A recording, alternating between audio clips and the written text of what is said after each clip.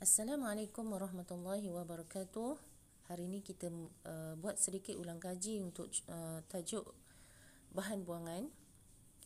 Okey, kita nak kenal dulu apa itu bahan buangan. Okey, seperti anda tahu, bahan buangan ialah bahan yang tidak diperlukan lagi dan tidak mahu disimpan. Jika di rumah kita terdapat bahan-bahan yang kita rasa kita nak buang, yang kita rasa kita tak mahu simpan di dalam rumah kita, dan kita buang bahan-bahan tersebut, itulah bahan-bahan yang kita namakan sebagai bahan buangan. Okay, bahan buangan banyak jenis dia. Okay, yang pertama kita tengok bahan buangan plastik.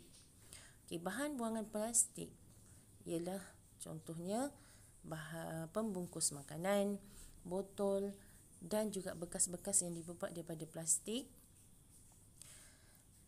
Kita kategorikan sebagai bahan buangan plastik, yang mana bahan-bahan buangan ini perlu dibuang di dalam tong sampah yang berwarna oranye. Okey, sebelum maklimah pergi lanjut, maklimah nak terangkan bahan-bahan buangan ini perlu dikategorikan dan perlu dibuang ke dalam tong sampah yang berlainan. Tak boleh dicampur-campur dalam tong sampah yang sama. Kerana apa? Kerana senang untuk dilupuskan, sebab bahan-bahan buangan ni tak sama. Okey, sebab itulah dia ada jenis-jenisnya. Okey, seterusnya kita pergi kepada bahan buangan logam. Bahan buangan logam ialah contohnya seperti besi buruk, tin aluminium dan tin susu. Ialah jenis bahan buangan logam yang perlu kita buang juga ke dalam tong sampah yang berwarna oranye. Okey, seterusnya bahan buangan kaca, iaitu botol, balang-balang kaca serta peralatan kaca yang lain perlu dibuang ke dalam tong sampah yang berwarna coklat. Okey. Jenis yang sesungguhnya ialah bahan buangan kertas. Bahan buangan kertas contoh seperti surat-surat khabar lama yang kita baca, majalah-majalah yang ada dekat rumah kita dan juga kotak. Okey, bahan-bahan buangan ini perlu dibuang di dalam tong sampah yang berwarna biru. Okey, nampak tak tong sampahnya tu warnanya berlainan supaya senang untuk pelupusan sampah nanti. Seterusnya bahan buangan sisa makanan. Okey, sisa seperti tulang ikan, tulang-tulang ayam yang kita makan, yang kita nak buang. Okey, mestilah sisa-sisa semua kita akan buang kan. Okey, kulit buah-buahan, hampas sayuran serta makanan yang rosak yang kita perlu buang. Okey, yang tu semua sisa-sisa tersebut kita perlu buang di dalam tong sampah yang berwarna hijau. Okey, bahan kumuh dan juga tinja. Tinja tu apa ya anak-anak? Okey, ingat balik apa yang kita dah belajar dalam tajuk penyah tinjaan tahun 4. Okey, bahan kumuh dan juga tinja ialah bahan buangan yang disingkirkan daripada badan manusia dan haiwan seperti urin. Okey, urin tu bahan kumuh, hasil daripada perkumuhan. Dan tinja. Tinja ialah hasil daripada proses penyah tinjaan. Ialah bahan buangan daripada jenis bahan kumuh dan juga tinja. Yang ni tak ada tong sampah. Jangan awak pergi buang dalam tong sampah pula. Okey. Okey, sisa toksik adalah salah satu juga daripada contoh bahan buangan. Okey, sisa toksik ialah bahan buangan yang berasal daripada cecair kimia, bahan buangan industri serta sisa pertanian. Apa contoh dia?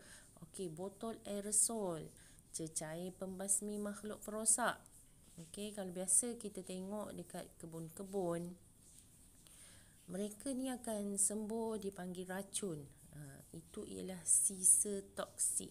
Okey, yang mana racun ni dia ada satu komposisi bahan-bahan kimia untuk menghasilkannya. Okey, cecair bateri. Okey, kita dah belajar juga apa kandungan dalam bateri, apa kandungan cecair dalam bateri, dan asap kenderaan juga dikategorikan sebagai bahan buangan sisa toksik. Okey. Okey, sekarang kita akan tengok terbiodegradasikan atau tidak terbiodegradasikan. Apa yang dikatakan dengan terbiodegradasikan?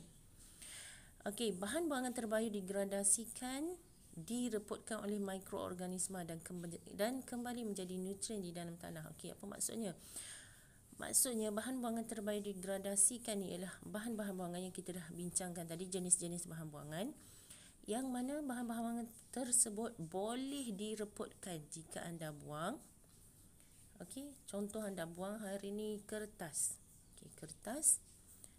Seminggu lagi anda tengok balik, kertas tu dah tak ada. Maksudnya kertas tu dah direputkan. Kalau kita tengok contoh dekat atas tu gambar tahun 1990. Okey, mainan dia hilang. Kereta mainan dia. Biasa kereta daripada apa? Plastik, betul? Tertimbus di dalam tanah. Okey, tahun 1990. Okey. Dan sekarang bila dia korek-korek tanah, dia jumpa balik kereta mainan plastik dia tu, elok je. Kan? Elok lagi kereta ni, dia kata. Okey, itu kenapa? Okey, disebabkan oleh bahan buangan plastik ni ialah bahan buangan yang tidak mereput. Okey, dan boleh dikategorikan sebagai bahan buangan tidak terbiodegradasikan. Okey, maklumat ulang lagi sekali.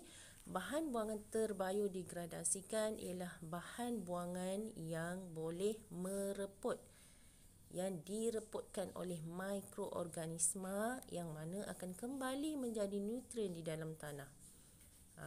Yang dikatakan dengan baja itu semua ialah bahan-bahan daripada bahan-bahan buangan terbiodegradasikan. Okey, contoh dia apa? Okey, sisa organik seperti makanan, seperti sisa-sisa makanan yang kita buang, kertas, bahan kumuh dan juga tinjam. Okey, bahan buangan yang tidak terbiodegradasikan ialah bahan buangan yang tidak boleh direputkan oleh mikroorganisma. Contoh dia apa? Sisa toksik, kaca, plastik dan juga logam.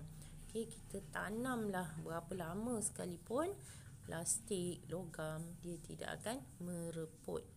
Sebab itulah tujuannya tadi kita kategorikan bahan-bahan ini dibuang di dalam tong-tong yang berasingan, supaya senang dikategorikan bahan buangan terbiodegradasikan ataupun bahan buangan yang tidak terbiodegradasikan. Okey, seterusnya kita tengok kenapa sebenarnya kita kena belajar tentang bahan buangan. Okey, disebabkan bahan-bahan buangan lah, okey, yang kita katakan kita dah merosakkan bumi kita. Okey, tetapi dengan kita belajar bahan buangan, kita dah kategorikan bahan buangan, kita dah